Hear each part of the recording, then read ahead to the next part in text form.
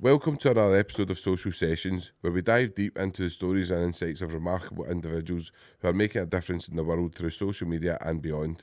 Today we have an extraordinary guest who embodies the essence of mindfulness, wellness and the power of community. Our guest today is Natalie Valenti, the inspiring founder of Soulful Sunday UK. Natalie has built a thriving online community through her transformative yoga practices, mindful living advice and the invigorating practice of cold water therapy. Her journey is a testament to resilience, spirituality and the profound impact of sharing one's passion with the world. So, welcome to Social Sessions. Today we have the wonderful Natalie Valenti. How you doing, Natalie? I'm really good. Thank you so much for having me on. No, it's great. Obviously, I've been trying to get you on for a wee while and just to talk about Soulful Sundays and your own kind of journey and stuff. So, I'll just kind of take you back to your own childhood, growing up. So, where was it you grew up, Natalie?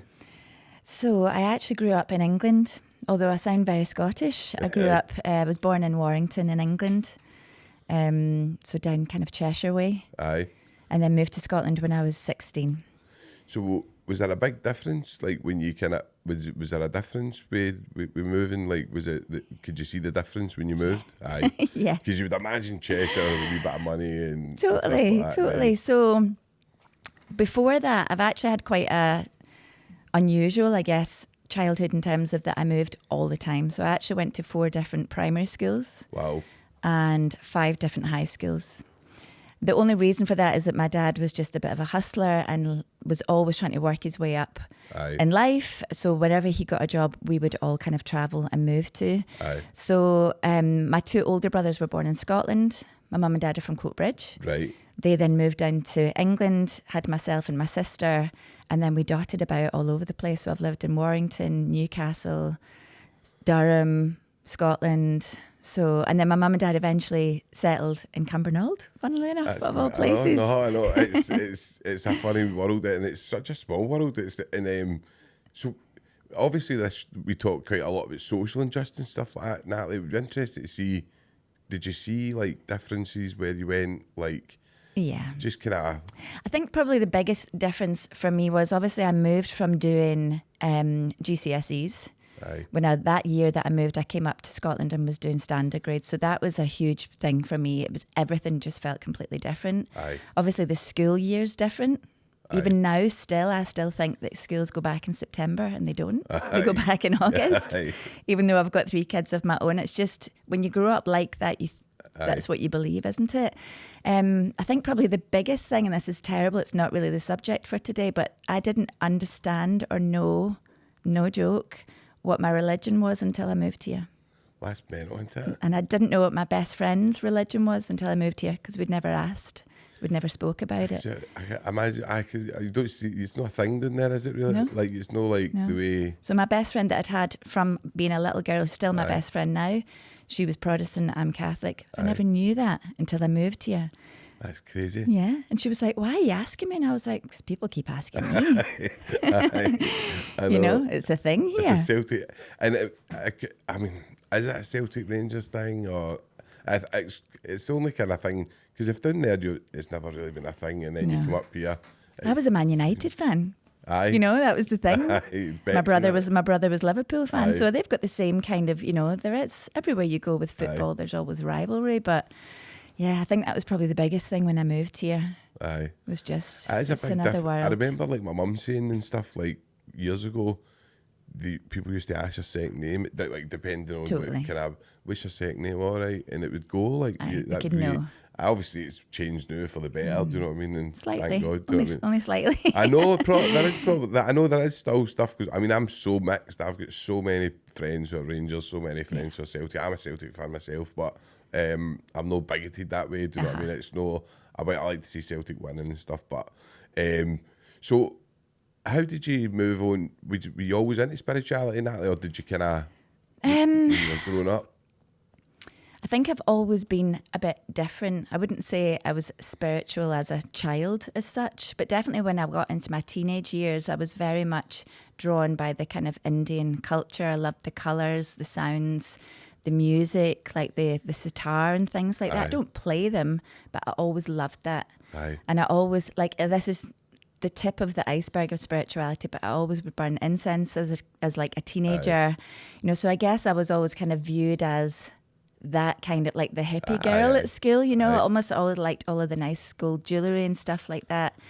I would say that I didn't really get into spirituality until I practiced yoga. Right. And it was my mum that took me to yoga. Aye.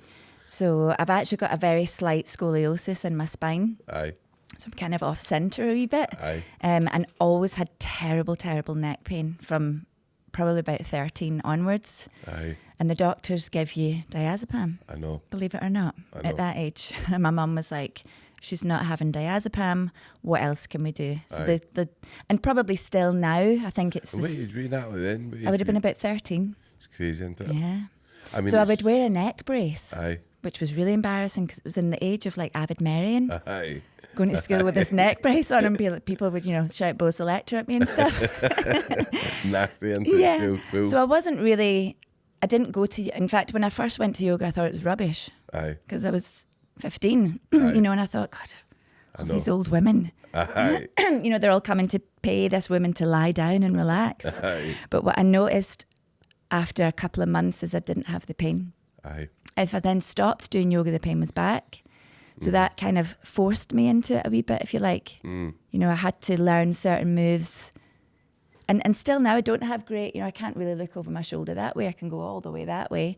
That's the way that it will always be. Aye. But it became quite quickly a tool for me to manage the physical pain. Aye. And then the spiritual part, I think, really came a few years later. I think that's the way that it goes. Most people in this side of the world will find yoga at the gym. Aye. You know, we think it's a workout. Definitely. You know, we think it's a workout. And then suddenly, sometimes you might start crying at the end of a class and you think, what's wrong with me? Aye. It's an emotional wreck. I know. And then that's when you realise, God, this is a release, you know. No, and I think, obviously, what you were saying, we talk a lot about addiction and stuff like that on here, and Valium, obviously diazepam is a really big topic now for that in the recovery world. Yeah. It's massive. Street Valium's killing a lot of people and stuff. But it's amazing to see the difference. I love Gabor Mate, right? And Gabor Mate always talks about, like, we need to treat the root cause. Yeah. We over in the West, we treat symptoms, do you know what I mean? And it's like, oh, neck pain, diazepam, and it would help. It would help for a couple of weeks. But then you end up liking that, and then it's, before you know it, that's how easy it is now. Do you know what I mean? I mean, it was great. I did take it. You know, and it relaxed my muscles, it relaxed my body. But at the end of the day, what I needed was an X-ray. Aye. And then for someone to say you've got scoliosis. So I never got that until I paid for it. Aye. You know, I actually went, and I was in my 20s by that point. So, obviously, like 13's young, and I hope to God that when they do that now, like offer a 13-year-old bit diazepam, but I'm sure they would in some cases. But when I started kind of doing yoga, it was what you said. I was in prison, and it was like, go to yoga and you get loosens you up, and you're able to go to the gym better for lifting weights and stuff. And that's the way I remember going kind of similar to what you say. And at the end, I was very emotional. And I didn't really know. And I said, it was wee Doreen, she was lovely. I says, Doreen, I don't really. And I was that your teacher? I could do that. I was sitting in the jail, you know, and I said, Doreen, I feel like kind of all emotional. What's and happening? She was like, aye. And she says, did you see any colours? I says, a wee bit that was like kind of purpley or something, like when I had my eyes closed. And she went, that's you connecting, Sean. And that was, I was only like, maybe, I don't know, 24, 25 at that time. And that was the kind of first time that I think it was the first time that I probably ever switched my thinking off. Yes. It was, do you know what I mean? Like, see that crazy. You don't forget that moment, do you? No, it's the second time I done it was with a guy who, it was in prison and all, and I was my appeal was coming up. There was a lot going on, and he was I tell you, that's terrible. I can't remember the practice he done, but it was similar to get you to kind of stop with that. I remember both those times so clearly. That I remember I was able to. It was like clarity. Do you know what I mean? And you were just able to kind of. Totally. I don't know. It's bliss. So it's the toppest, highest point of consciousness is just, and I think that this is why a lot of people struggle with yoga and meditation, is they think they have to switch their brain off. Aye. And that they're going to try not to think, when actually you're always going to think. Aye. But in that moment when you had that bliss, you just weren't engaging with your thoughts. They were still coming through your brain. They'll always will until you die. Totally. Your brain's always going to, you want it to That's think. going to stay for, isn't it? But if you can detach from it, even for 1 second, I know. it's peace. I know. It's total peace. And that's why I love teaching yoga, because I can see it in people's eyes. You know, when they get, it's addictive. You see, and you, like, just to be that person that's shown, because we were speaking about it earlier, Natalie, and there is a lot of people out there that have got some great practices, and it's just finding your own thing, isn't it?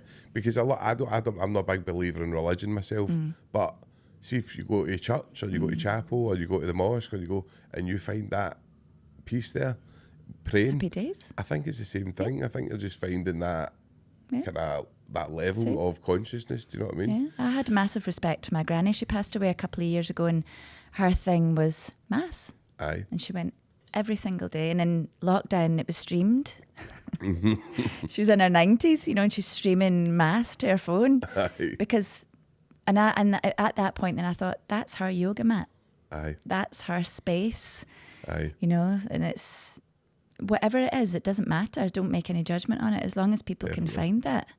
That was what I kind of thought as well. It was like there's far too much division in the world, right? And listen, I can be part of it at times, Natalie, right? When we talk about certain subjects, and I can be part of it, and I've got my views and stuff, but the world needs to heal, do you know what I mean? And it's these kind of things that show people, I think, that there is the ability to heal's there, do you know what I mean? So can I take you back a wee bit, just to like your kind of maybe early 20s and stuff like that?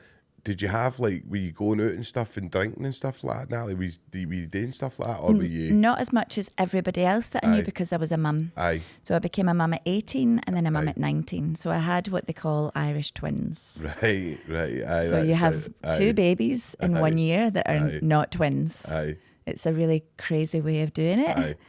Well, but I think it wasn't my plan. Aye, no. You know, I know. but it was the best thing that ever happened to me, and that was who I was meant to be. Aye. You know, and my kids have grown up with me.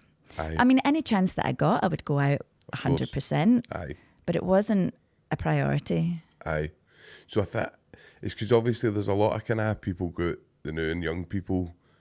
I'm a big believer that in schools we should be bringing in practices like maybe the stuff you do and stuff like that. And we've had like different people in here talking just about mindfulness and just the ability to think, do you know what I mean, and have that clarity rather than that kind of pressure that you get at school sometimes. Whether it be the pressure to look good, the pressure exams, whatever that pressure is. The pressure now at school we didn't have. No.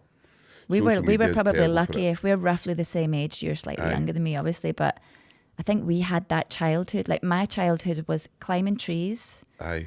We had a big pond behind our house, and we had a game called Bombs Away where we would just throw rocks in the loch all day long and be happy. You know, or just go on your bike and disappear and come back when it was dark. I think we were probably the last generation to have that. I know. No, I agree with you. Which is terrifying. Imagine being the parent of that. I know. You know, I want to know where my youngest is 14, and I'm like that even before I came here. Where are you? What you doing? You know, who you with? I can track her if I wanted to.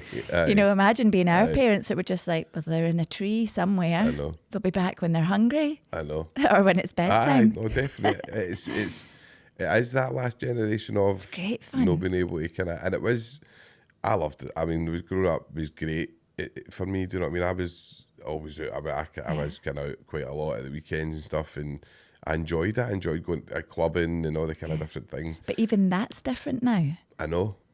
Kids are not going clubbing now. I don't think kids are going clubbing now. I know. Certainly mine aren't. I've got a 23-year-old and a 24-year-old.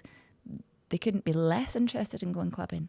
I seen that video not long ago. Where are they going? I know they go to Costa and all that, don't they? Like enjoy things that you're just like weird things that you would never have done. Crochet, they can crochet. I'm like that. Okay. On you go, brilliant. Great, absolutely, know, definitely. But I think when you're looking at the whole bringing in spirituality into schools, how do we how do we even start to get, because there is that religious barrier, isn't there? And there's people that, because spirituality to me is no religion. They're No. two different things. And schools tend to focus on religion, I think. Totally.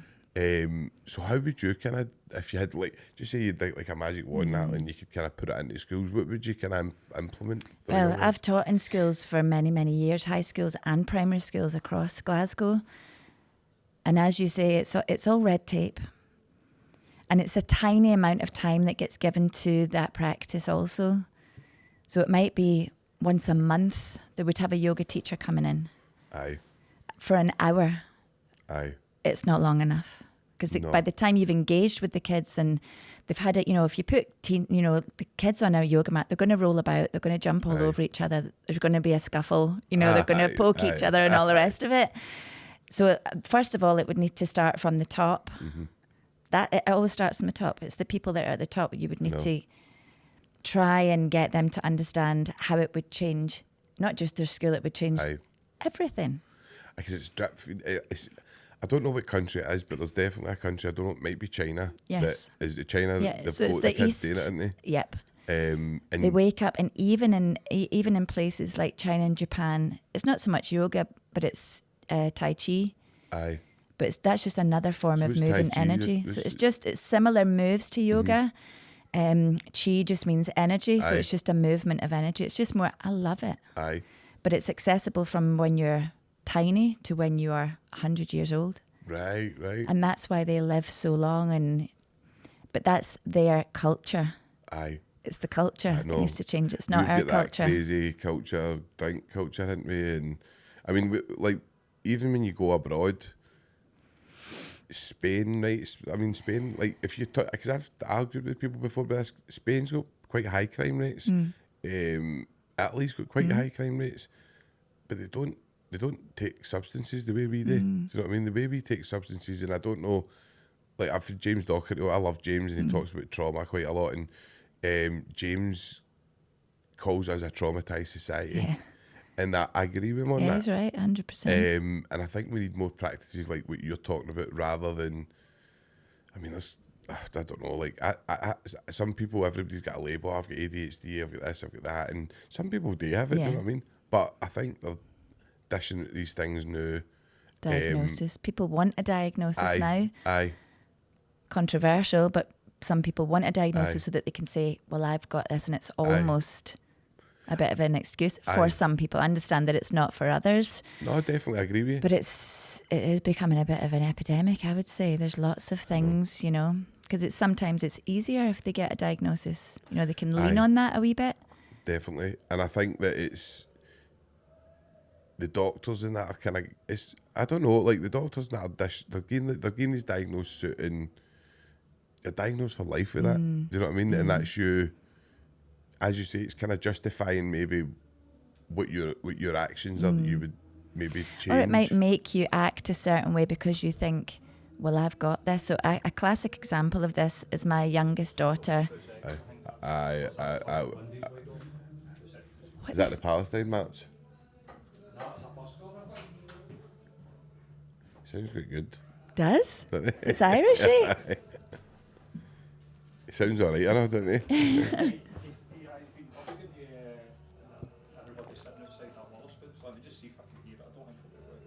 It's amazing how that can be blocked out, isn't it? It blows my mind. Right. Aye. Yeah, so I was going to say, my youngest daughter thinks in her mind that she has dyslexia. So she always says that, oh, I'm stupid, Mum, and I can't do this and I can't do that. And I'm like, the more that she says that to herself, it is really sad, because I'm like, honey, you don't. We just need to try a wee bit harder with this, with that, with this, with that. And I'm really wary of her painting herself in that version of, I'm daft, I can't read, I can't do this, I can't do that. Because as soon as you start, say it enough times and you'll believe it. Definitely. I think I read a book called Untethered Soul by Michael Singer. Yeah. and he talks about the way, like, that chatter that you've got in your head, and just listen to yourself, and how nasty you are to yourself, and would you actually have that person as a friend? I know. And the answer is no, you wouldn't. Like, some of the stuff you say. I mean, I've like, you go like to yourself, I need to go to the gym, I need to do this, and it's just, you end up with a rattle in your head that it's just chat. I know. And then you've got so much in your head, you don't know where to start, so then you do nothing. Definitely. You ruminate, don't you? You ruminate, and then I've got so much to do, I'm going to just do nothing 2 instead. hours later, you're like, you've done nothing. I know, no, definitely. So how did that kind of move? So what did you move? Did you always work straight into spirituality? That, like, when you came out, like, obviously you were a mum and stuff, but were you always kind of doing stuff in the background and teaching and? No, so I didn't teach yoga. I've only been teaching for 15 years. Only? I know. Only teaching. I've been practicing since I was 16. Obviously, I learned my lesson very quickly that if I don't move, I'm going to be in pain, and then I'm going to be prescribed something. So I move every single day. That's a non-negotiable for me. But one thing I want to say about yoga is that I meet people every day, obviously, and talk about, what do you do, blah, blah, blah, or they've heard of what I do. And they say, I would love to do yoga, but I don't have time, blah, blah, blah. And time's usually the biggest factor. I would say that. Isn't it? Because they think they need an hour. When actually 5 minutes every single day, we said it earlier on, consistency in anything is always going to be the rule. So I do practice yoga every day, but it's probably 10 minutes. So I don't have the hour. I don't need the hour. But what I get out of that 10 minutes is some headspace. I can set an intention of, how do I feel today? How do I want to show up in the world today? And my neck feels a bit better. I know, not because 10 minutes, if you just shut that chatter off, stretch your body a bit. It's I remember massive. somebody 10 minutes saying, is massive. It's huge. I remember somebody actually, it said, watch animals, right? And when you watch cats, and as soon as they get up, they stretch. Yeah.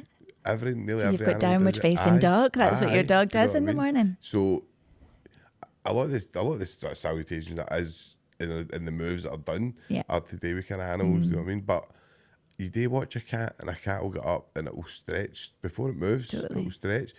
We don't. I know. A lot of, including myself, I'll just get up. Oh, I feel dead stiff. But you don't stretch. You just kind of toddle work along. through it, and waddle through. No, it's So actually, cats and dogs stretch their paws out before they even step out of their bed in the morning. Imagine if we did that, like literally as simply as that. And that's why actually people who practice yoga usually have really wide feet. I've seen because that. we've stretched they're like the hands pretty much. You should be able to move your fingers and your toes alike. But other things that dogs do, I've got a dog and I watch her a lot. If she gets into a wee bit of aggro at the park with another dog, like, because they're all energy as well. She meets another dog and she's a bit, what she does is they shake it off. We don't do that. I know. They physically shake that off and then they just trot along again and have a nice day again. It's amazing. And that's what people are now getting into, is doing like somatic work, like shaking. We do it a lot at Soulful Sunday and it's quite funny. People feel really silly doing it. That's what I was going to say to you. I was going to say, do you think that's what it is, Natalie? Do you think it's you would feel self-conscious doing that? Yeah, totally. Because if you're walking through the town, right, and like you just felt that, and you done that, like people would be laughing, oh God, but you can't really get away with. You can get away with it in Glasgow, but it does make sense. But 100% shake it off. But what we do is we meet another person. Maybe their energy's off. Maybe they've had a terrible day and they're putting that on us. But we'll just carry that with us for the rest of the day. Or we'll say, well, that's me. I'm in a bad mood now.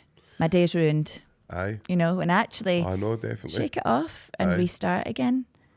It's like kind of rebooting yourself a wee bit, you? Absolutely, like, just getting that. Because I think for anybody that's never experienced that, being able to shut that chatter off, it is like a reboot when you just, because you don't, straight away when you shut it off, even for 5 minutes, as you says, the thoughts don't come in as quickly, they don't come in as powerful, they don't. Totally.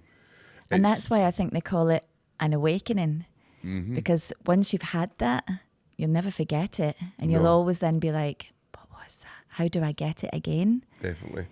So. I always talk about, there was 2 weeks, right? I was up in Castle Huntly. It was like, honestly, it was a bit, I can't explain how, you might be able to explain to me better. Like, how like that. So I was up Castle Huntly. I was reading some law of attraction books and that. I was reading Sadhguru's and our engineering, right? I love Sadhguru, right? Obsessed. It's so good, right? And I was reading inner engineering, and he was talking about like when he had the awakening when he was young, and he was up and he thought he'd been there for like 5 minutes and it was like hours. Yes. So I was kind of like doing some of the stuff he was telling you today, and I was I was doing my gratitude stuff, but I was finding myself like looking at trees and like, I know it sounds mad, right? But I was looking at trees and I was like, that's a beautiful tree. And your whole mindset shifts. Yeah. And That's a famous saying in my family. aye. My kids always say, Mum's going to say, look at that beautiful tree. It's, I can't. I'm like, guys, look. I know. It's so, and do you know, because obviously you're in a prison, right? You're in a prison setting. I'm starting to go out with my pals and that, like, just saying things, right? Like, I'm thankful for that, you know, and people are like, what is wrong with you? Yeah. But it kind of, I wasn't in a great setting for it, right? But I was reading a lot of powerful books, and it was definitely resonating with me. Yeah. So it was saying to me like how to manifest and stuff, and I know a lot of people don't believe these kind of things, but it was saying like do a small thing and all that. So I was like, got myself very clear, very like so like nothing nature. And I was just starting and imagining and feeling myself seeing jets coming there, and that was all I wanted to do. 2 days later, jets come here, and my pal was like, "You're going to say that was you?" And I was like, I could just feel I was on a different level of vibration. Yeah. And then the next thing I said, I want to see a bird of prey taking something to the sky, and I shouldn't have done that because the poor thing did. So The circle of life. I know. And we were walking around an exercise yard in a prison, and me personally, I've never seen a bird doing this like in the street or anything. And I was walking around the thing, and a bird of prey came out and took a thing at the sky, and it was the most beautiful bird of prey. It was like a gold. I still don't even know what it was. Wow. And my pal was like, oh no, You need to try and Google it and find out what bird it was, because it might have some sort of meaning. Even worse, right? So this was like, I was out on a home leave, right? So I went out on a home leave, and I was just on a different level of, like, it was amazing. I felt brilliant. I was like looking forward to getting up the next day, and then I went out in the back garden, and I went out for a fag, and the bird came to me in the garden, in my mum's garden in Condora. It was the same bird, right? And I was like, I shouted Fiona, obviously, and Fiona came, and I was like, that's that bird. Like The same bird. It looked. Yeah, it was. Obviously, it sounds mad, right? It sounds but obviously, I went back to prison, the environment, toxic, with that kind of volatile. But just ended up going back into that way, and I lost it. And I've always, as you say, see when you experience that, you can't forget it. You can't forget it, and you'll fall out of your spiritual practice, and then you fall back in again. You know. But how amazing that you were able to find gratitude, things to be grateful for. I know, in a prison setting. In prison. I know, and I think the thing is like, obviously I was in there for something I've done as well, right? So that was there was something there that I can't quite, but if I could do it, anybody can do it. Yeah. Do you know what I mean? And I think this is my biggest thing is prison reform, Natalie, right? And I would love to see people like yourself going in there and being able to kind of do things. And there is people going like that, great, but it's like the schools, it's a tiny percentage, isn't it? So it's Definitely. almost like we're thrown in for kind of good measure. Yes. When Tick a actually it box. should be the first thing. Aye, definitely. I think if There's some amazing documentaries on Netflix about prisons where it's like the best and worst of. Aye. And the best ones that's what they do. They wake up in the morning, they move, they get sunlight. Aye. You know, they're growing their own fruit and vegetables. That's what they eat. Everyone Aye. cooks together. They're cooking for each other Aye. rather than just the usual way, which is you're just flung in a hole. Aye. We'll pass you through food that's not going to nourish you in any way. I know. You know, and you just got to sit. Definitely. I think no, I couldn't put it any better than that. And I think when you watch these documentaries, so powerful in the way that I honestly don't know how. It's building people's self-esteem. Yes. So that it's not that they come out and they think that they're just worthless and they're just a scumbag. Because Yes. that's probably what they've been Definitely. made to feel like. I don't know. I've never It been. is, Natalie, no, it is. You're like the underclass almost. Yes. You know, so You building people's you're the lowest self-esteem. of society. Yeah. Aye. And I think, And it follows you. aye. This is a question. It's a very hard question, right? And I've asked a few people it, but how do you build somebody's self-esteem up in a place that's constantly bringing you down, right? That's the hard part. Yeah. Is because say you were there and you had the boys for 2 hours every day, Natalie, you're still going back to a hall I know. that's There's still another 22 volatile hours. and Yeah. still, and I still believe, but if you get somebody every day, they can change, because you can isolate yourself from Yeah. the prison politics. Do you know what I mean? You can do it. I've done it like loads of times. How scary. I know, no, it is. I mean, it's prisons. I mean, we've spoken about it before. It's a horrible, horrible place, Natalie. It's the vibration level's so low in it. And, Even driving past it. That's as Aye. close as I've ever been. Aye. And when I drive past, I'm like, oh, I know. you know, Feel it. I want to shake it off. I You know, know. it's the grave, the walls and all the rest. It's just stark. Definitely. Isn't it? How people actually survive in there. So to thrive on the way out I know. is pretty amazing. No, I know, and it's like, I think people often say to me, they know, "Oh, you're doing amazing, shut up," and I'm doing all right, Natalie. Do you know what I mean? But I'm certainly like I've got a lot of demons, and what we were talking about earlier, that building up your self-esteem. I think there's a lot of confident guys in prison, right? Yeah. But I think confidence and self-esteem are two different things. Yes. So you can be confident, believe in yourself, and that front facade you can put up, but self-esteem is your relationship with yourself. Totally. Do you know what I mean? Yeah.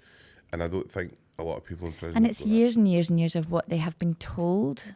It all Aye. starts at home, I guess, doesn't it? Definitely. I mean, obviously, if you were to take in adverse childhood experiences, you would see that, I don't know, probably high 90s percent of the people in there would have ACEs. Do you know what I mean?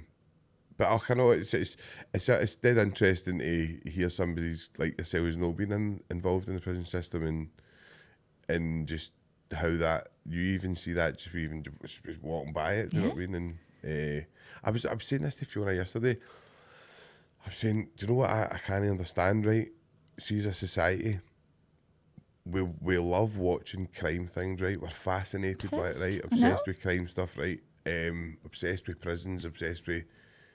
But then, on the other hand, when it goes politically, we want to demonise it and punish them, and just like two different sides. I know. So it's like you're showing people a side that's fascinating and this and that, and glamorising it to a certain extent, and then you're demonising it, but people don't actually get to see that when you're demonised and when you've got when your self-esteem's shot to bits and you've not got anything. It's hard though, right? So if I was to think about it, if someone was to do something to one of my kids, Aye, I want them to go to jail. of course.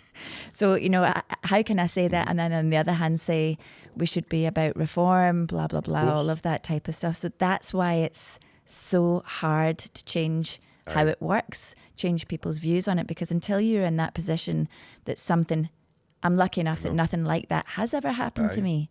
And I don't have, you know, like this enemy, you know, as such. It's a big, big discussion, isn't it?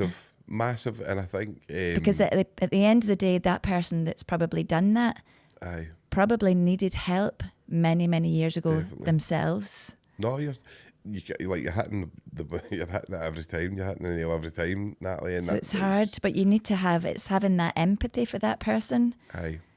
I mean, I admire people who have been, you know, mums, for example, whose kids have been harmed or killed, that can forgive that person. I think it's some of the most powerful things you watch. Oh my God, amazing. I don't know if you watched the Louis Theroux one, where it was like it was I don't know, it was like LA or whatever. It was like two gang members, and the guy shot the guy, and it was a drug deal that went wrong, and he was like a big he was a Crip. It was like The Crips and the Bloods. I probably have seen it. The day of restorative justice, wherever they were, Yeah. and the boy's ma was coming up. So he was setting himself up to kind of go, your boy deserved it, Yeah. kind of thing. And see when the ma came in and she was like, I forgive you. He didn't know what to do. Nah, I bet. It was so in the Because back also foot. he's also got a mum who's hurting as well, I know. you know? I know. So the criminal is someone's son. Aye. And that's equally as painful. Definitely. Oh, the ripple effect's massive now. It's I mean, it is a whole different topic that you could talk about. And we have spoken about it loads of times, you know what I mean? And you've got to take in... we were talking to a QC, Chris Daw. I had him, he was on, well, Casey now, but he was up and I said to him, I says, you need to take victims into account. He says, no, you don't. And I don't mean that in a bad way. He says, but victims are emotionally attached. He went, the law's supposed to be an unbiased thing. He says, and equally, you shouldn't have people that are being affected by the prison system make laws either, because you've got basically bias in there.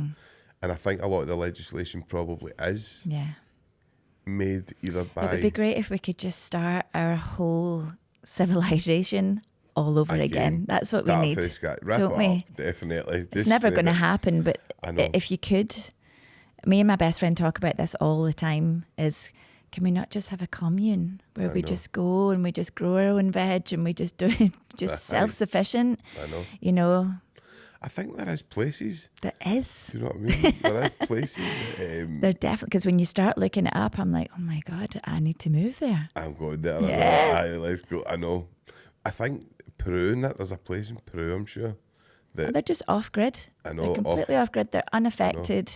And everybody treats everybody well, because know. then that's how it's... Do you think you would miss the Western world? Oh, 100%. You would, wouldn't you? You would. Not for long, I know. but it would be strange. Like anything moving from Scotland to England, there's new things. To go to another side of the world that everything's completely different would be strange. I don't know if you would miss it. I know. I know. No, because I often think Because about it we are all myself. indoctrinated into, you know, as much as I do yoga every day, I'm still have to be, and I still have to pay tax and pay bills, and I still have to follow the rules at the end of the day. I know. And if you, I mean, you're not allowed to really go off grid. Really, in the way they No, they made don't it. want you I mean, if off-grid. I went away up to the Highlands, built myself a wee house, and Somebody would be after you. somebody would come They and say, would want no, money. we want money for this. Do you know what I mean? You're on Lord such and such's land. But no, it's dead interesting. If because only. I know. If only. Because I think I would certainly miss. I love, but would you miss that? That's what I'm saying. You, at the start, like just chilling out, watching TV. Obviously, your luxury stuff that you get. I know. The kind of night suit that you maybe do get and stuff like that. You would maybe, I don't know. But It would need to be an experiment. I think you would Wouldn't need it? to go with an open mind Yeah. and kind of.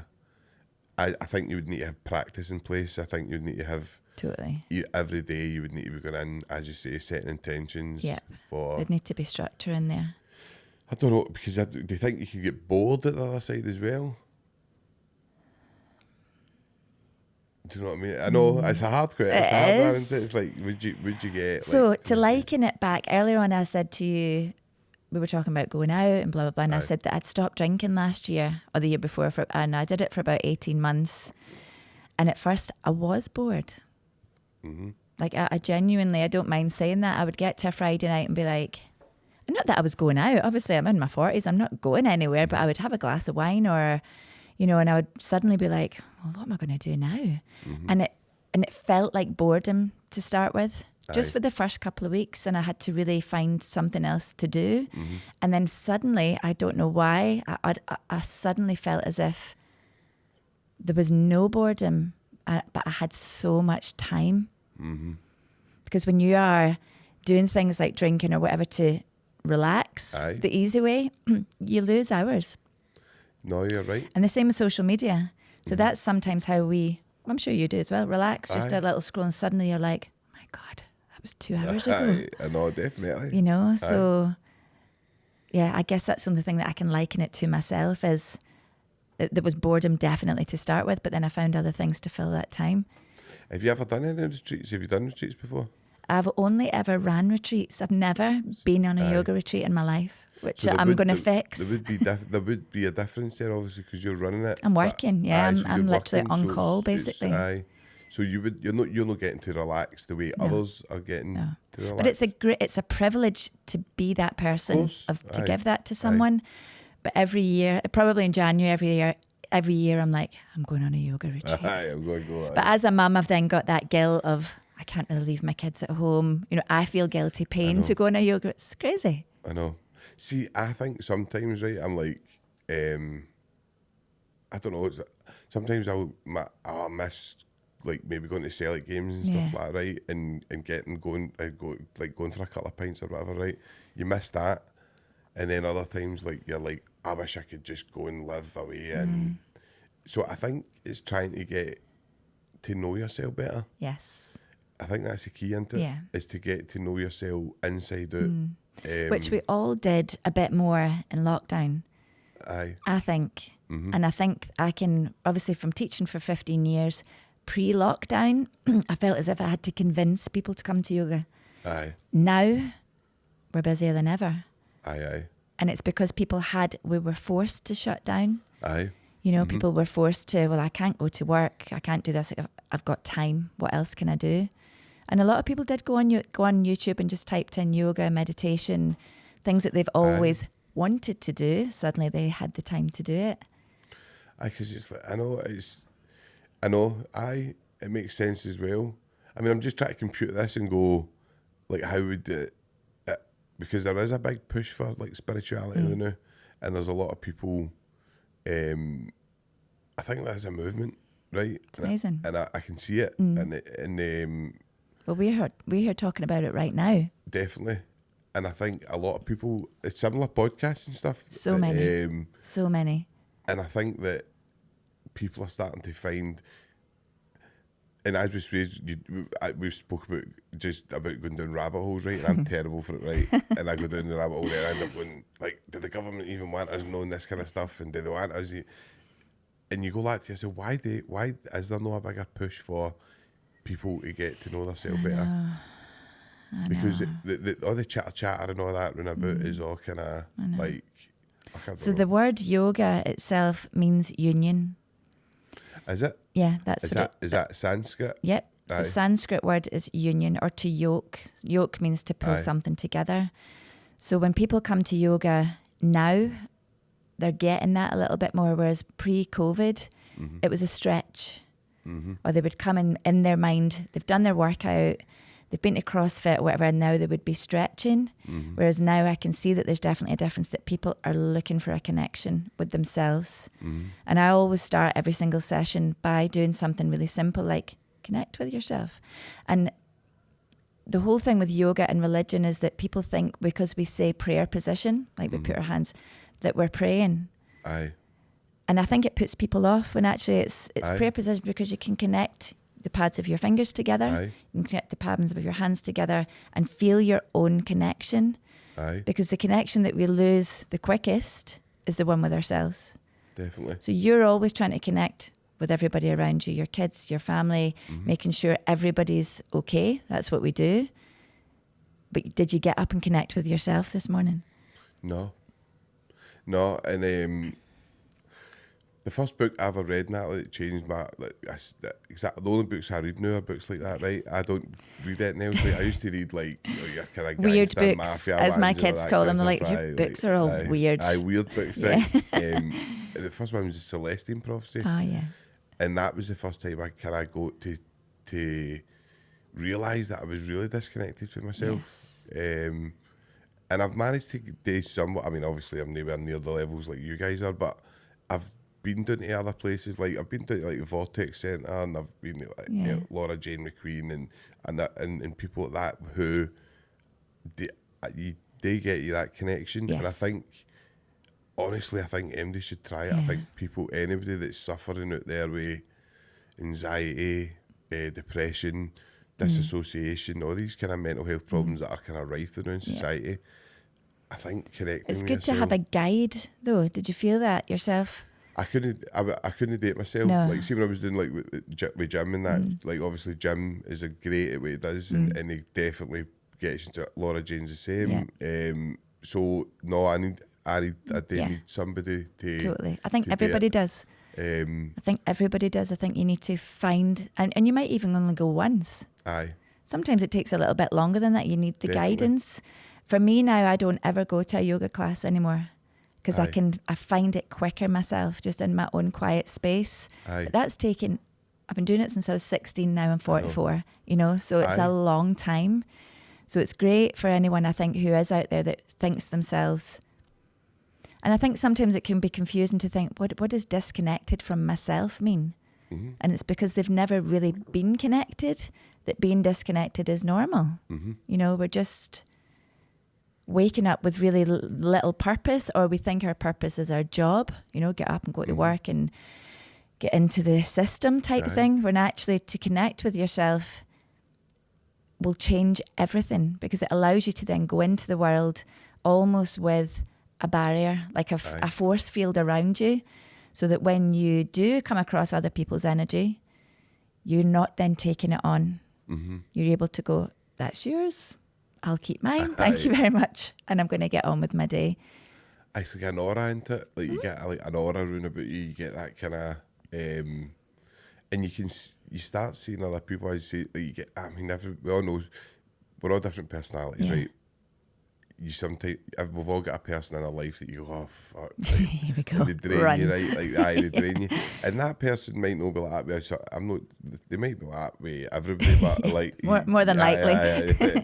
But you do get people you're like, oh, and they take you into a negative mindset. Yeah.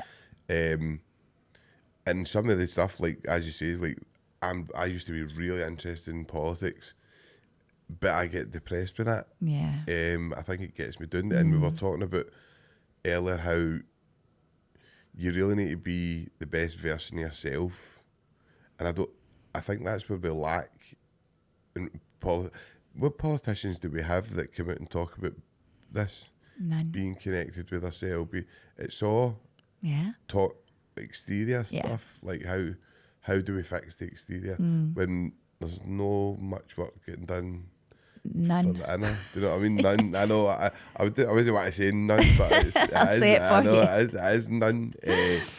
I would imagine. Maybe they do. If you're in a high-powered job, and you've got to be out there in front of people, maybe they do get up and do a little bit of self-work, and we're just giving them a bad. I just can't imagine Donald Trump at the mat in the morning. Do you know what I mean? Like, but I think the amount of division. It's like somebody says to me the other day, like why do you talk about Tommy Robinson and Andrew Tate all the time? And why do you? I don't dislike. I don't like Andrew Tate, but Tommy Robinson, I don't mind. I just don't agree with some of the stuff he says. Yeah. I've not got the same things, but I've been put out a few times. Oh, Tommy's a great guy. I don't know. Yeah, not denying that. He might be a great guy. I mean, I've never met him. But to me, it stands for division. And I don't like that division. I know. And he might say to me, oh, look, Sean, I think you stand for division. Like, so it's all about, I just think we don't need any more, especially at the working class level. We need people to connect, heal. And there is places like Soulful Sundays, like the Vortex Centre that are offering this. Yeah. And it's just no. I think sometimes people are scared of spirituality. Aye. It is a bit woo-woo. Are my friends going to laugh at me? Is this going to be weird when I get here? We get loads of questions through email. Can anybody I've never done anything like this before. And I'm like, aha. I know. Absolutely. Because really they probably have done something like it before. Aye. Like, listening to the sound of your breath. You do that naturally when you're a child to fall asleep. As we get older, we put all of this pressure on ourselves to think we have to be something. But everyone's had peace. Not everyone, but most people have been lucky enough to have peace at some point in their life. And I think people think spirituality is connecting with something that's other than them, when actually it's coming back to yourself. definitely. So the feeling that you had when you experienced that moment of bliss that we were talking about, what you felt was at home. Aye. Oh, You know, and it's pure gratitude running through your veins. There's nothing else. And I always start my morning with gratitude practice. I think a lot of people do it in the evening, and they'll go through, oh, well, this happened today, and that was good, and that was good. Aye. When actually, before you've even got out of bed in the morning, what you're grateful for. Because that's Just what getting really up, isn't counts. it? Just I'm even got another alive. day. What can I hear? I can hear know. the birds. I've got a blanket.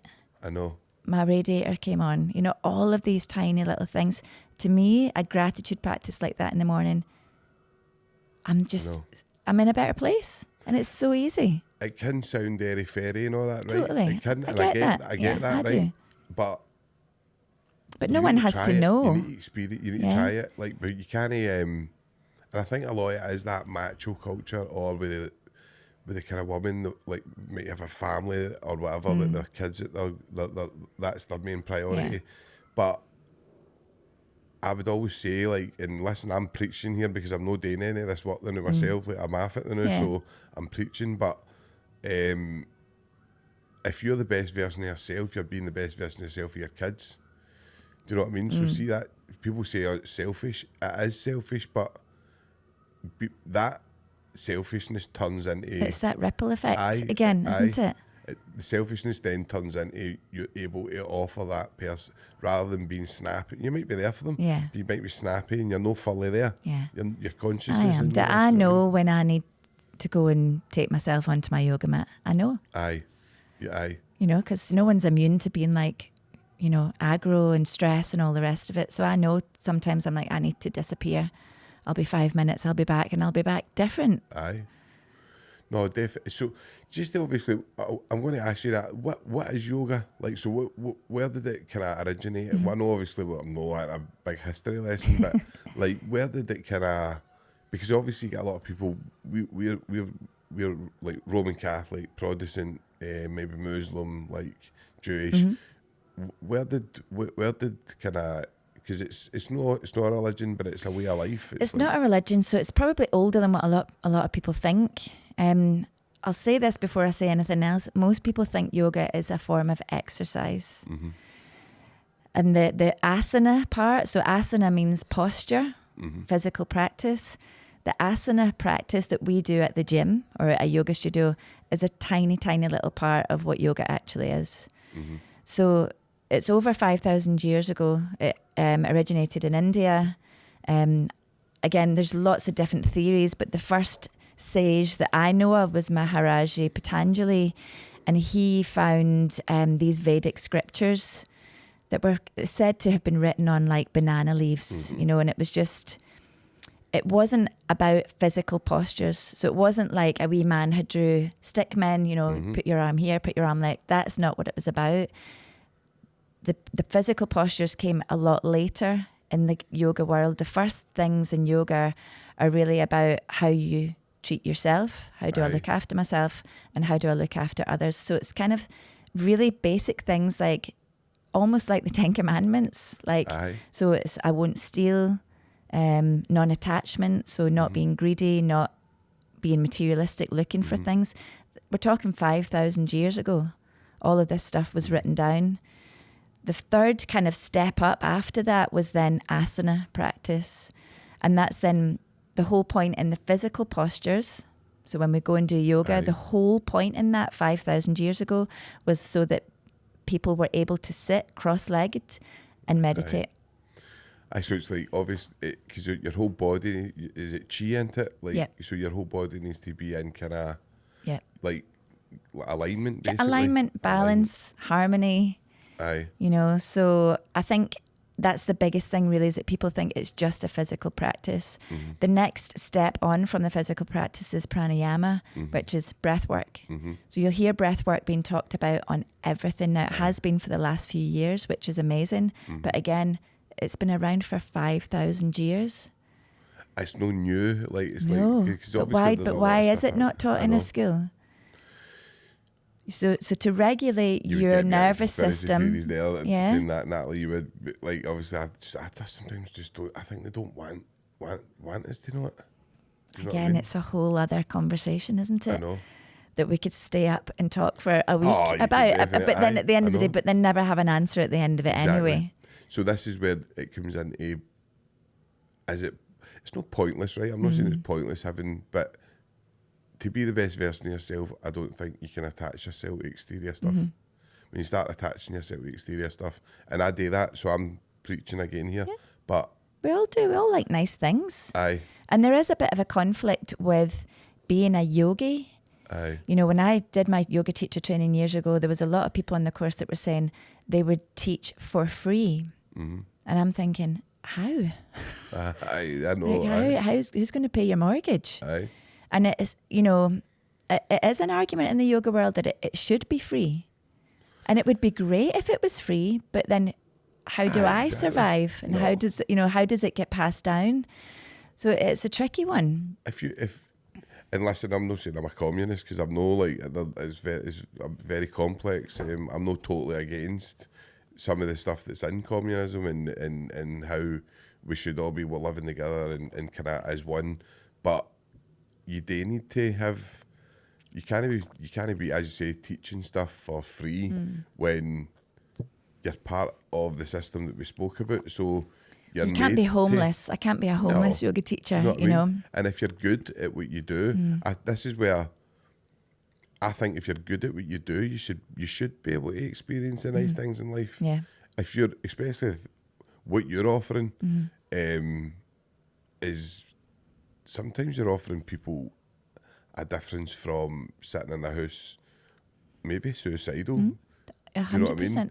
We have people coming Aye. to us on the beach that have said that. I tried to kill myself last night. I know. No, I'm not trained in anything like that. The only thing I've ever done with mental health is I'm a mental health first aider. Aye. But really, my role in that is to be able to help to divert that person in the right direction. I'm not trying to Signpost them, aye. save them in any way. I'm not qualified for that. No. But it's nice to be able to be the stepping stone to Definitely. that for people, you know, and make sure that you're sending them in the right direction. Because there is amazing help out there. But when you're in that frame of mind, you're not looking for it. No. And you don't think you're worthy of it. And people, obviously, like, I know, I've seen some of your stuff on social media, Natalie, right? And obviously, we spoke a wee bit about this. You look as if you've got an amazing life, perfect, like, and I often say, I've got my pal James again, that we'll talk about, but I put him on a pedestal, and I probably had you on that pedestal as well, in the way that. That's what we do. Social media can be dangerous that way, because obviously you have done a lot of work on yourself, but you still have your problems, Natalie. Do you know what I mean? You still have stuff that go on in your life that we all do. Do you know what I mean? So it's normal to be. You need to Well, no one's going to be immune to the hard times in life. yes. And I Aye. think one of the best books that I ever read, that I recommend to everybody at some point, it's Jim Rohn, and it's called The Seasons of Your Life. I've heard it. So he likens your life, and see, when you read it, it's so true to the seasons of nature. So you've got 4 seasons. I would say for me personally, right now where I'm at in my life, I'm in winter. It's cold, it's dark. But what I know from reading that book and in nature is that what comes after winter, without fail, is spring. Aye. It's always springtime. You're never going to be in winter forever. Aye. And I think just such a simple concept, but for me, I've had lots of hard times in my life. I've been a single mum at the age of 19 to 2 kids. You know, that's a hard time.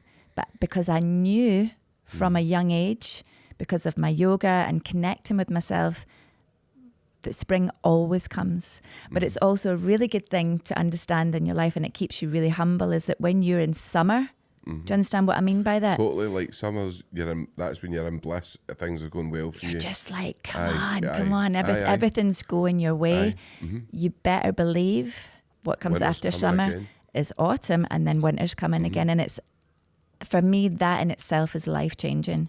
And I always say it to people that I meet that are in really hard times is, what's next? It'll always change, you know, and thinking about the visuals of spring, just a little shoot coming up. I know. And that's why in springtime, I'm obsessed.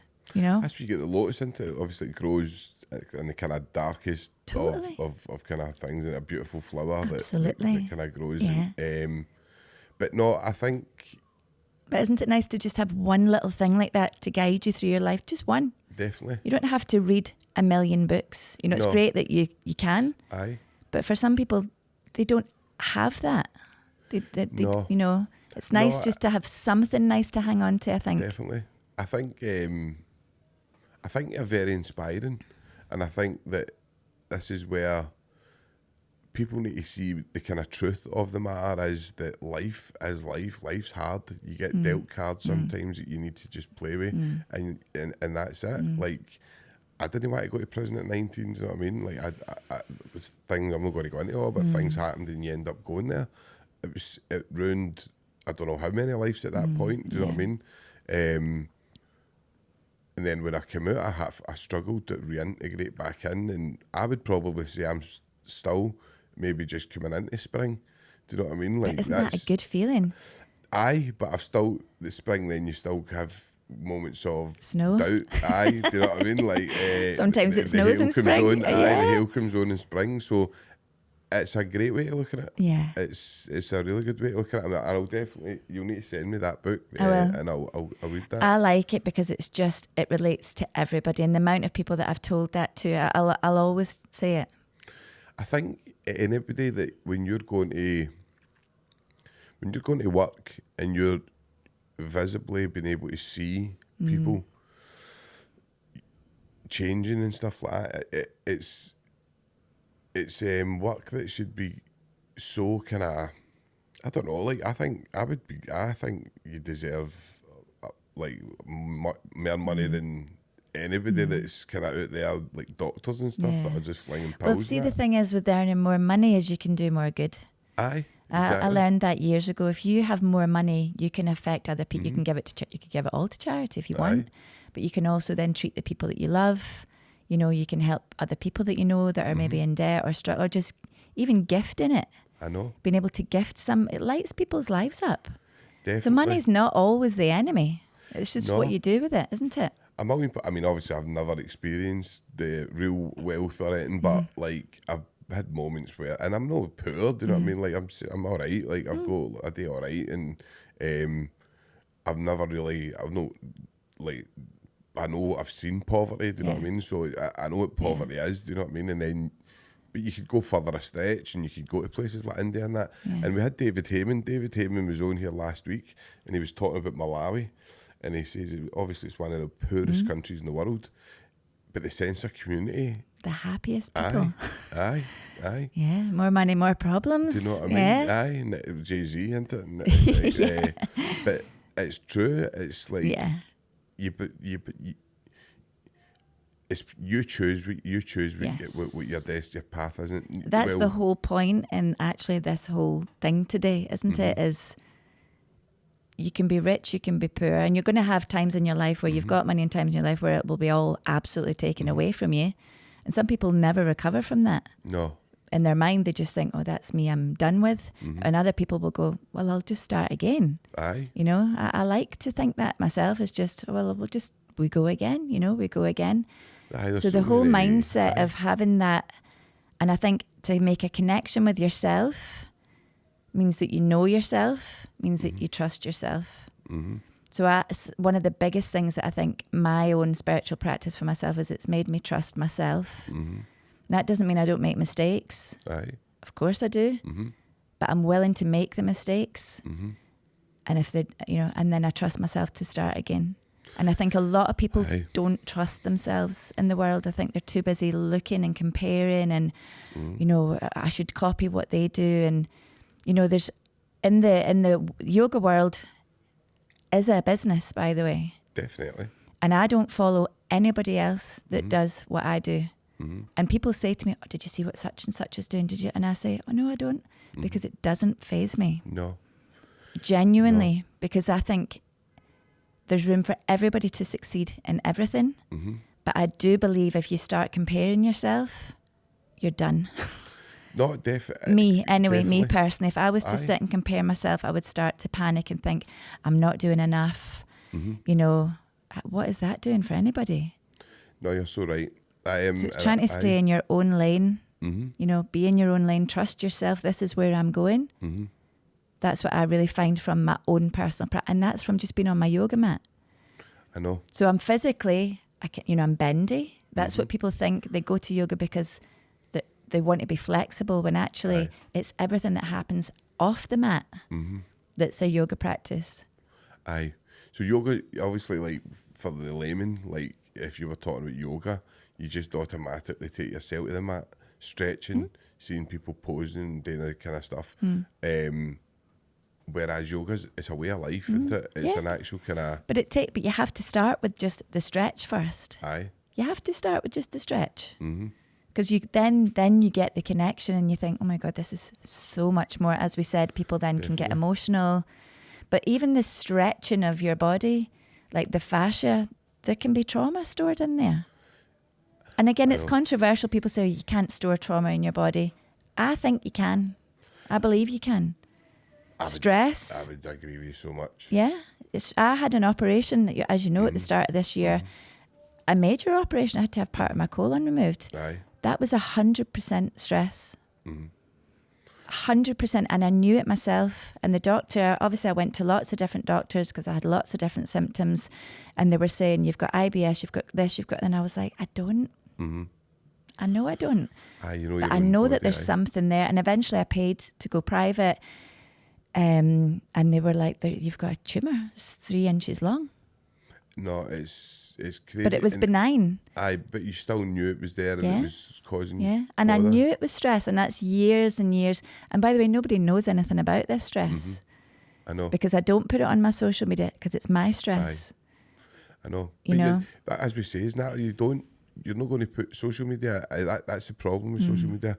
We all put out the good stuff. Do you know what I mean? I know. We don't put it... And we said earlier, you do get people that put like the other miseries and all that out, right? And it doesn't get received well because it can probably make them feel even worse. In this culture, especially, people go, man up, what you putting yourself on there for greeting and all that. Or they think they're doing it for attention or sympathy. And you probably will get people that are doing it for attention, but you'll also get people that are crying out for help. Desperate, I know. And how sad is it that you're on social media and somebody will start trolling you?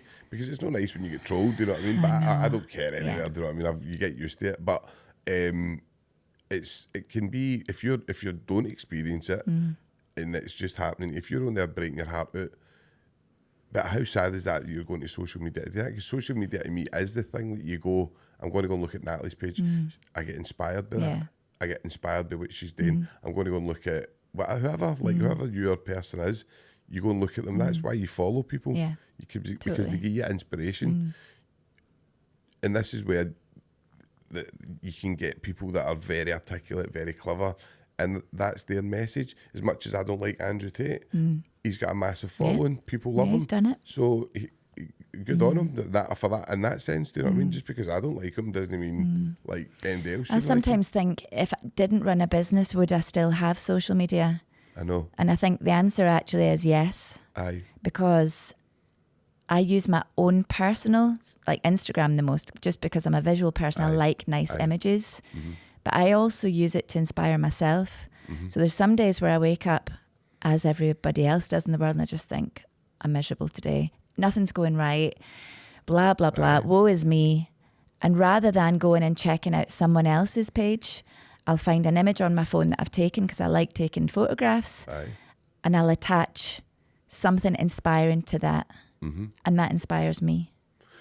Well, see, when I showed my partner Fiona, obviously Fiona's pregnant and do you know what I mean? So it's like, she's not feeling great now, she's feeling a bit kind of hanging. And obviously when I showed, she's like, I think I'm going to go to Natalie, do you know what I mean? And get yoga, I think, blah, blah. So that inspiration is something that we do need, Natalie. So I think social media is great for that. I know. And I think you need to put the best version of yourself out on social media.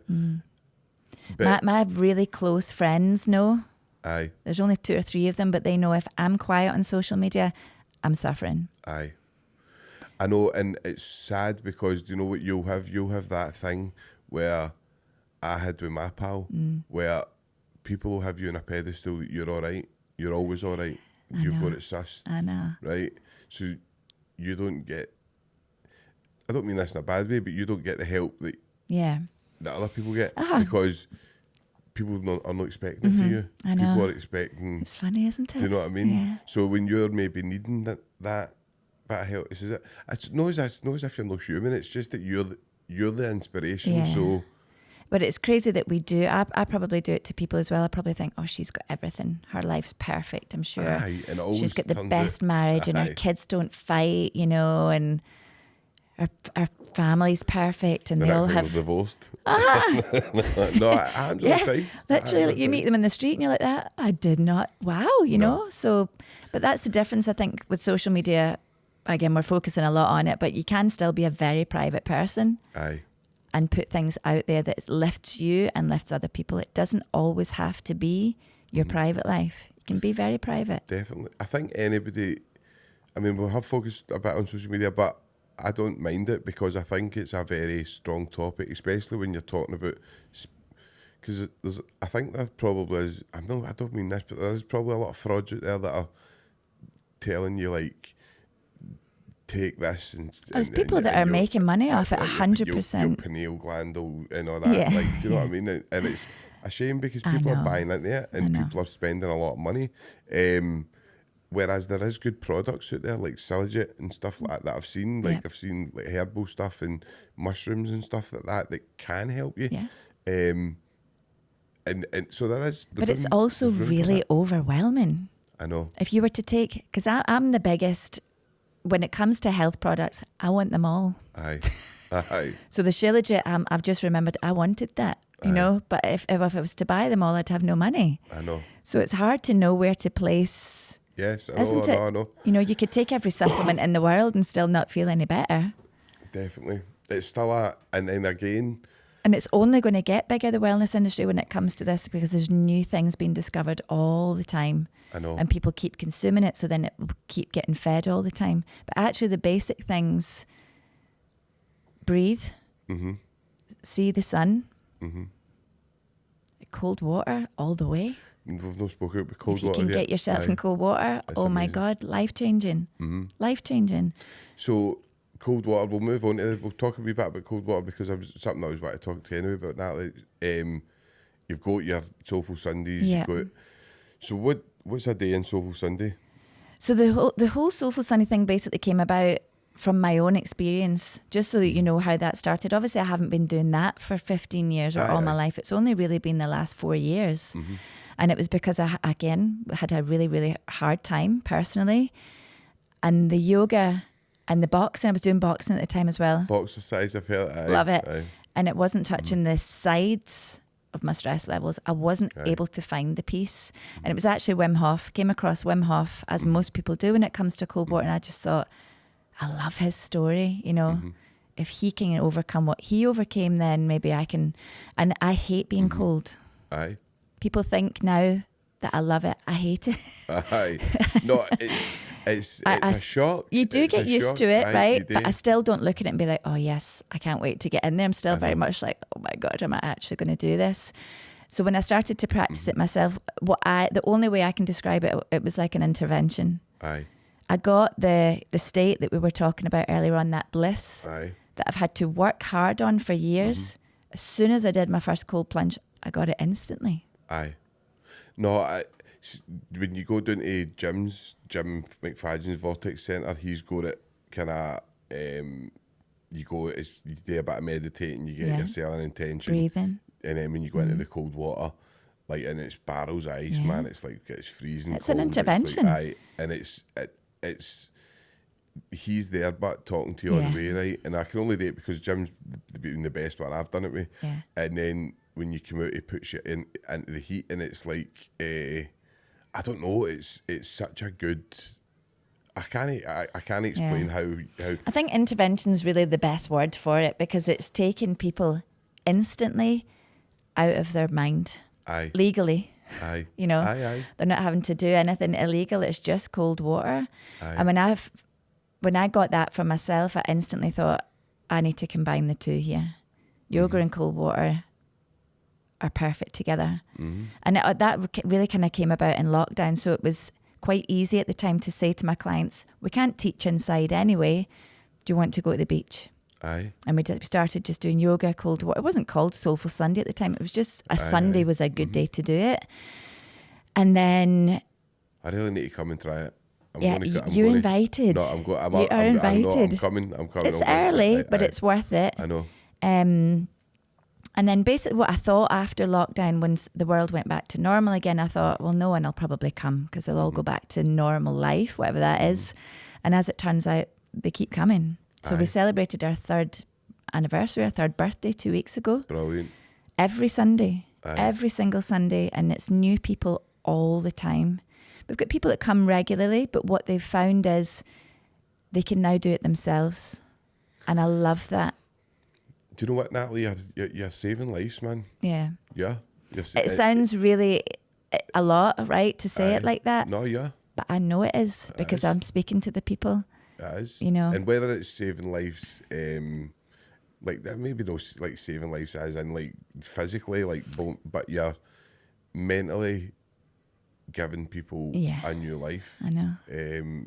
Which is so inspiring. And I think that, again, I'm going to take it back to jails, right? I'm sorry, I apologise for doing this, but I just wish that's your experience. The boys in the jails could get that wee break. Do you know what I mean? And by the way, and I always say it like this, there's good stuff happening in Low Moss, right? And there's good stuff happening in Barlinnie. But I mean, who would ever have thought Barlinnie would be the most progressive thinking jail in Scotland? Do you know what I mean? And is it? Aye. Oh, wow. The stuff that's happening in there, they're starting to allow cold water barrels and that stuff in. Wow. They've got recovery cafes in there and that.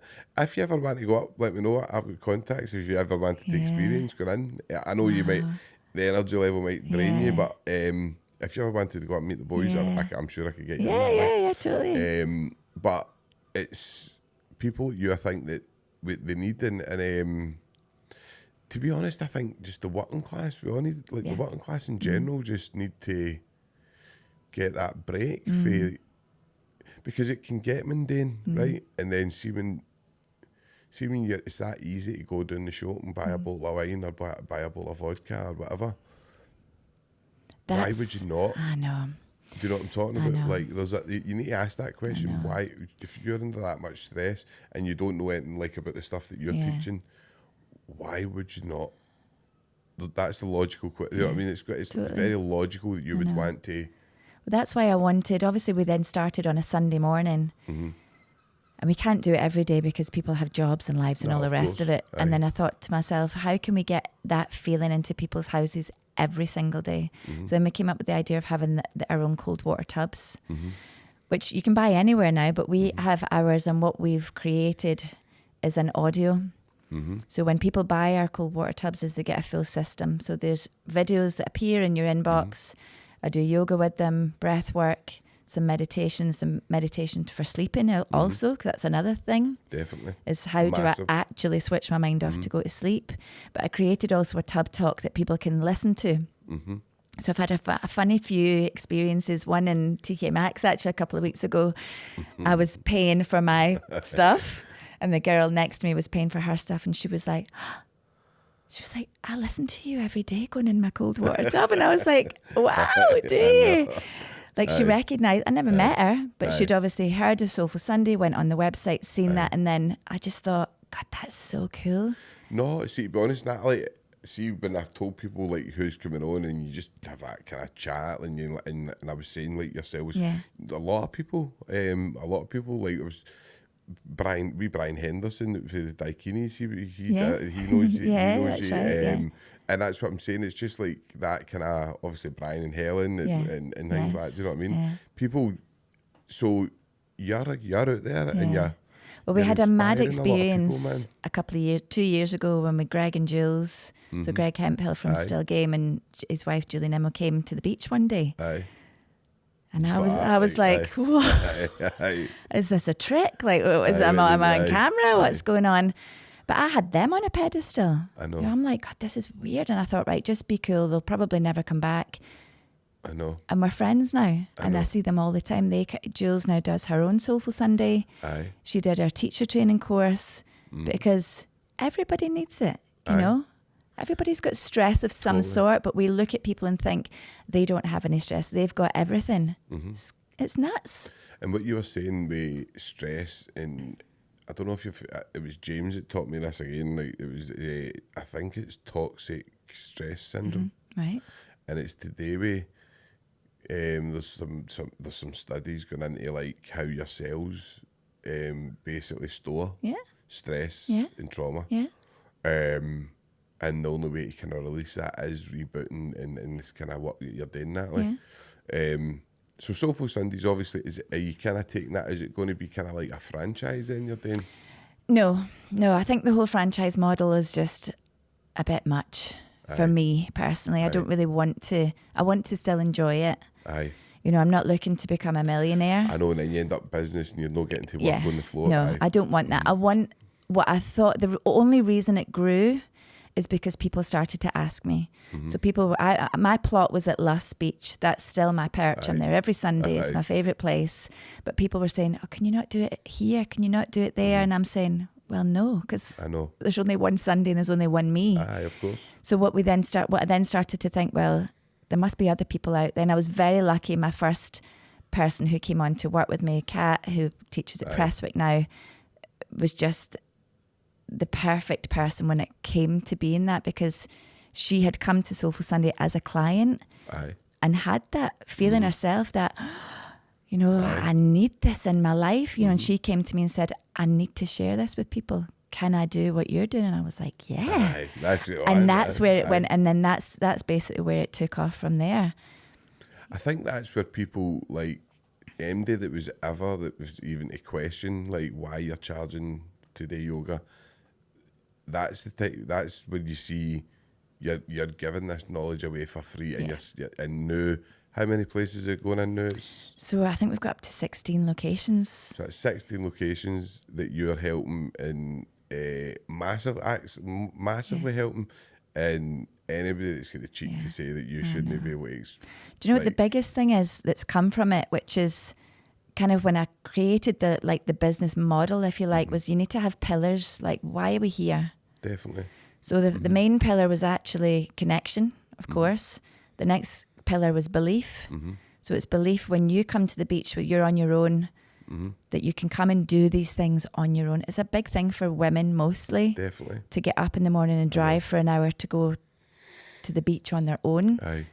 And the next pillar was community, but the community aspect of it is the biggest aspect now. Aye. So we have people who have came to Soulful Sunday on their own and met up with 20 other people who were on their own over a course of a few months that are now friends. Actual friends, you know. And to make friends in later life that you didn't go to school with or college with or work with is really rare. Definitely. You know, you're kind of thrust into an environment in not older age, but you know, my age.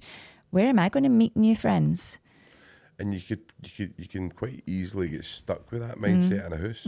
Oh, 100%. Like I've got my friend group now. I can't meet anyone else. When actually it's been incredible to see people coming and the best chat is round the fire when we do our yoga. We do some breathing. We get in the cold water. There's always a fire at the end. Everyone that's chatting round the fire, nobody's talking about work.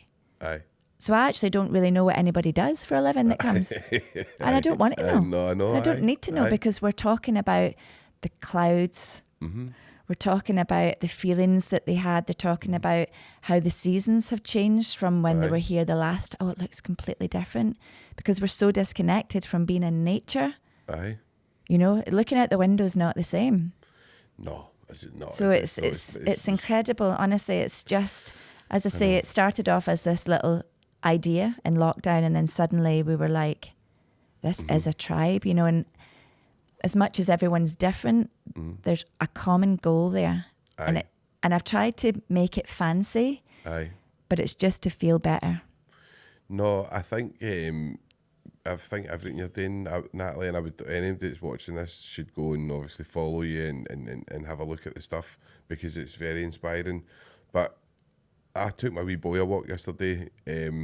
He's 2, and we were just walking through the woods, and I was going, look, I don't do that, don't. So he was wanting to, there was a waterfall, and he was like, they wanted to see the waterfall, and I was like, no. I was just scared it was going to hurt himself. Or whatever. So I'm like, no, look, I need to stay over here. So I ended up, I picked him up and I was showing him it, and he was fascinated with this waterfall. So I'm like, hey, come on now. And he was like, it just wouldn't, no. He was like, basically, no. And but I don't, we don't really discipline. Look, we just, and he's his own wee guy, so we just let him do what he's doing. Yeah. So I was trying to rate rational with this wee guy at 2, you know what I mean? I'm going, look, we need to go now, right? And he's like, no, like, I want to throw stones into this water, right? And I'm like, but see the way I'm working on a time scale. I'm working on, I need to get back to do this. I need to get back. Whereas he's in nature, and he's at one with nature. Totally. And that's where we can learn for children. Totally. You can learn for that and go, it's actually me that's... I'm the problem. Aye. I'm the one with the time scales. I'm the one. He just wants to be there. But sometimes you do get amazing days where you don't have that time scale, and they're the best days of your life, aren't they? Aye. Oh, definitely. I mean, when you get a good day, and see if you can get into the frame where you get more good days than bad days, you're winning. Do you know what I mean? Totally. You're getting there. I'm trying to think what Sadhguru says about your kids again. So Sadhguru says, your kids don't come from you, they came through you. Aye. And we try and make our kids be what we never were. Definitely. Don't we? Like, I want them to be this. No, I could never do that. I want them to do that. When actually he's like, your kids are just passing through. Definitely. So I love that. It's nice to let them, as long as they're not in any danger, try and let them be. Well, see, obviously we've just moved to us recently. I know, Natalie, and the place is like a fucking the place. Do you know what I mean? But he's like, I think it's an assault course. I bet. Do you know what I mean? Oh, it's so the it's best. like to him, but to us we're like, look, I can't touch that, can't touch. And you do feel like you end up feeling like dead money. Yeah, do you know what I mean? Because as much as he's got his own wee voice and his own wee personality, and we really don't try and hang of that. Do you know what I mean? Even if because we've moved recently, probably. And a wee tiny bit, right? Me and Fiona have been bickering a wee bit, and we don't usually, right? But we have probably been bickering a wee bit, right? It's extra stress, isn't it? Yeah. It's so much more stress than I thought it was going to be. Like, I totally underestimated. You moving, do. Like, totally you're like, I'm just putting things in a box and putting them in another. How hard can it be? And then you're like, 8 weeks later, there's more boxes than I started with. Do you know what I mean? But it's like he'll raise his voice as if, and he'll go, no. See, like, and it's like, so he's noticing that we're, which I think's amazing, because I know it's not great, like me and Fiona bickering, but I mean, it's not anything bad, but he's allowed that voice in that house at the 2-year-old to say, no, brilliant, stop that, and we're like, and we do it for him, like, you just stop, do you know what I mean? Because, but I think that's where you can learn for your children, is that we need to unlearn what we know, and actually just learn from them, definitely. Aye. Kids are really primal. They'll eat when they're hungry. They'll sleep when they're tired. They'll rest. They'll play when they want to play. Whereas we don't allow ourselves to do that. No, we're kind of structured, aren't we? Yeah. And, I'm tired, but I'm going to stay awake and stay on my phone for 3 hours I know. Because... I mean, the world is structured like that to make you be like that, I think. And I think that's... To me, it's control mechanisms, right? But you could argue all day. Do you know what I mean? Yeah. I mean, even in the background, we've got like the you can hear the people for Israel, the Palestine thing, the Palestine march, and listen, everybody to their own. Do you know what I mean? But it's you're again, what you're doing is, and I hate what's happening there. But again, I think when you go to these things, you need to de-stress, right? So if you're going to go to a march like that and get yourself all wound up, you really need to How are you going to sleep? You need to come back and chill, man. I know. And this is where your daily practices and stuff. I know. If you're going to get involved in that kind of stuff, go for it. Yeah. But it can consume you very quickly. I can genuinely say, no word of a lie, I'm going to try and do this tomorrow. I'm going to take a picture of everyone before they get in the water tomorrow. Aye. and I'm going to take a picture of their faces when they come out because they look younger. Totally. Oh, they look different. Their faces are lighter instantly. Aye. No, I remember, honestly, coming out of the Vortex Centre, I remember coming out of the and just feeling Light. like a different person. Yeah, just light. I'll need to remember to do that tomorrow. Definitely. And I'll definitely let me see that. The before and afters. Definitely before and afters, aye. And it's wee things like that you can, if you can show somebody, look, there, because people are obviously buying in, and cosmetics is a big thing now, right? And people are obviously buying into like the kind of, all the kind of Botox, all that kind of stuff like that. Listen, batter in, like everybody wants to look great, so like do what you're doing. But I think there is ways that you can look good along with that even, but that you can look good just doing Totally. your kind of natural stuff. 100%. Do you know what I mean? 100%. It's tools, isn't it? And I've discovered more tools as I've got older. Aye. And, you know, so we can't expect everyone to be in the same place. You find it when you're meant to find it. Aye. You know, people have been going in cold water for years before I did. I know. You couldn't have convinced me actually years ago because I didn't need it. I didn't need it. I didn't. And people always say to me, because I've got 2 older kids, do they do cold water? And I say no, because they don't need it yet. I know. Their lives are really cushy. Aye. Aye. But there will be a point in their life where things aren't so cushy and they'll need something. Aye. And then that's when you can step in, but at that point and you're able to... Yeah, they'll know because they'll have seen it. So it's being that example, isn't it? They'll know. Definitely. I'll probably have to convince them. I'll probably need to hold them in and dunk them in. I start after a wee bit. Just chilled water first, chilled water. Don't go into the freeze and stuff. But no, listen, Natalie, as we're coming up to the podcast, I feel as if it's just flew in there, by the way. I've really enjoyed this conversation. It's been amazing. But if I missed anything that you'd have liked to have spoke about, or anything that you would have liked to have brought up? I think I would like to just get across some of the common misconceptions of stuff like this, because you'll hear things like healing and, you know, spiritual and breath work all the time, and it does sound either too wacky for people or as if it's unavailable to them for whatever reason. But my mission, my own personal mission, I guess, is that it is for everybody. Aye. It doesn't matter how old you are, who you are, what your background is. You can always start.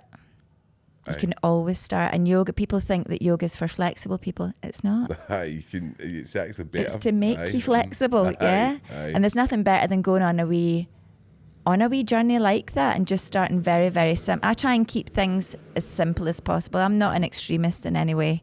You know, I'm not looking to dunk people in, you know, ice bar. I love that. I think it's amazing. For me, I want to keep it accessible to everybody. You know, and make sure that... So see if I turned up on a Sunday night, I'd just say I didn't know, like, I was quite a bit apprehensive and I didn't want to do cold water. Yeah. That'd be fine. You could come and just do the kind of breath work. Absolutely. And that happens stuff. a lot. We get people that will come. We get people that will come with a camping chair who physically can't get on a yoga mat. But they come and I just say, I've usually spoken to them on an email first. People will ask and say, I can't sit down on the floor. Can I still come? We get them a camping chair. They can still do some. You can still get involved. Chair yoga is a thing, yeah. And they can, if they don't want to get in the water, I always make light of it and say, right, well, you're the cheerleader. I need you to get your pom-poms. I need you to take photographs and cheer everybody else on, because that brings them into the community. Definitely. And that is mostly what people are missing, I believe, is that they need a connection with other people. And if they come and they've been the cheerleader and then they've chatted round the fire, they've still done Soulful Sunday. Definitely. And they'll come back, and the next time they might take another wee step. They might dip a toe in the water. You know? You know, so yeah, I think that's the biggest thing for me, is that it's very easy to look at someone like me and go, well, she looks like she's been doing yoga all her life. It must be easy for her. When actually, it was easy for me in the beginning because I was 16. I know. You know, but it's just definitely.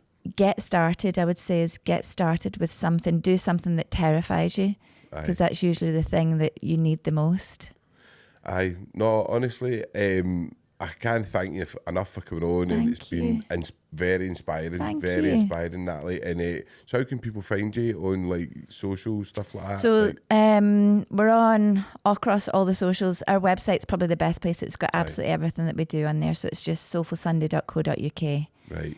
Yeah. And brilliant. Thank you so much. So anybody that should go and check it out. And again, thank you very much. Thank you. Honestly, thanks for coming.